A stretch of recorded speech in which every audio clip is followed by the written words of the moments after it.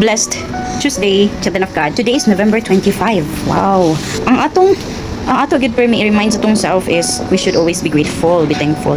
Kay naka sinati pa ta og mga bisan unsang mga experiences sa kinabuhi. Either it's a bad situation or good ones. Ang gyapon natong daigon, pasalamatan, himayaon natong Ginoo. We'll receive Jesus, of course, today. We will do it all together. You can repeat after me, Jesu Cristo.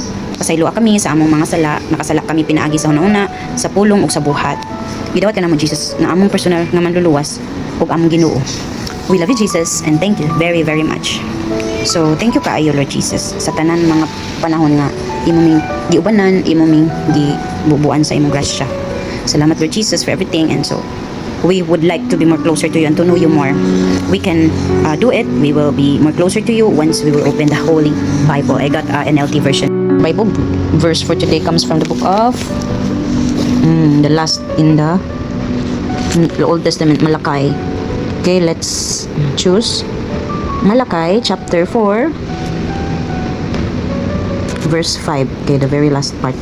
Just here, remember to obey the law of Moses, my servant, all the decrees and regulations that I gave him on Mount Sinai for all Israel. Look, 4 and 5. Look, I am sending you to the prophet Elijah before the great and dreadful day of the Lord arrives.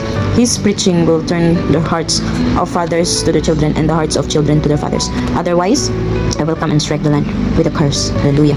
Thank you, Lord, for this Bible verse coming from the book of Malachi chapter 4 verse 4 to 5. Okay, so it's a great reminder for us to obey the law of God, no?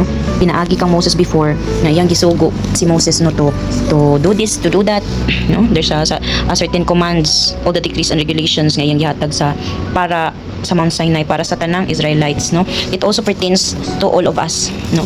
To all of us nga naay mga plano nga maayo ang Ginoo sa tuwa, only that kanang kulang lang ta og obedient, no?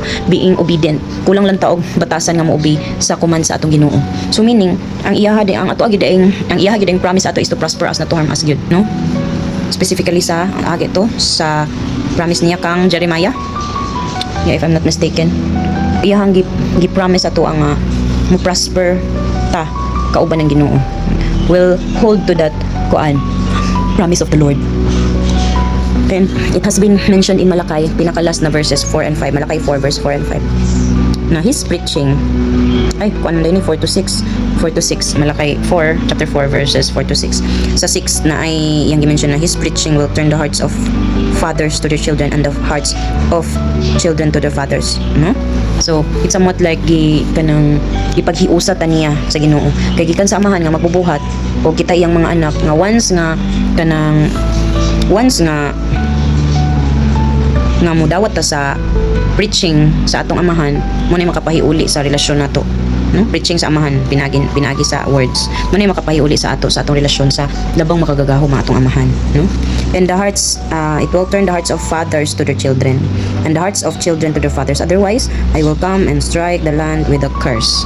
So if ever walay paghiusa nga mahitabo, no, in between the father and the son, or the children to the fathers, kung walay pa naghiusa og kanang pagsinabtanay nga mahitabo, syempre it will lead to chaos, it will lead to war, it will lead to misunderstanding. So dili gyapon napasagdan sa Ginoo, no? Nagid gyapon siya buhaton ana kay dili mo masugot ang Ginoo nga magkanunay lang ta hantod sa hantod lang gubot ang kalibutan, di ba? How many times gubot ang kalibutan, iyahang gi-wash out. How many times nga wa na siya kasabot sa mga batasan sa mga tao nga nagpaka-wicked na ang uban, nga nagpakasala na ang uban, nagpatay na ang uban, gubot na kayong palibot ba? So gi-wash out niya pinagi adtong time ni kanang Noah, no? Na kuan gyud pila ka days ba to galunop gyud nga wala gyud maskin tip of the mountain nakita, no?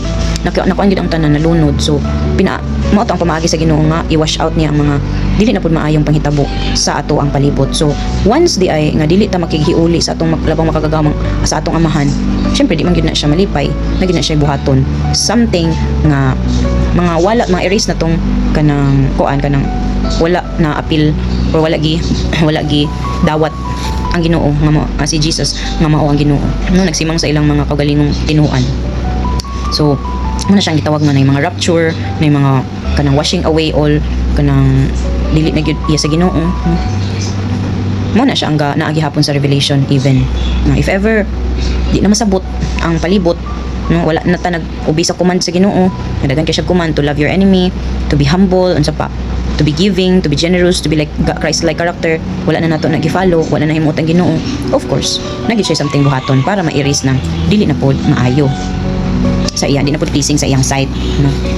Maskin kita, human as we are, kung naay someone nga gubot na kaayo para sa tuwa, like naunsa naman siya, gubot naman kay ni siya kauban, bugat naman kay ni siya kauban, so lami kay papahawaon sa atong life ba, para lang bitaw makakuha ta og peace of mind. And then if ever that will happen nga wala na ang person sa tuwa nga mo ibugat na kay hawiran, kanang labad na kay sa ulo ang batasan, mura na kanang ila pang giingon nagkuan na ni dako ng ulo, no, if they will gone away with us, makakamit na ta og peace of mind. So the challenge for us today with the Bible verse is to remember to obey the law of God. Tanan godly nga iyahang command ato gid siyang buhaton, kay wala may command sa Ginoo nga makadaot nato. Tanan man command sa Ginoo makalid us into prosperity, peace of mind, tanan maayo mo may resulta basta iyan na sa Ginoo.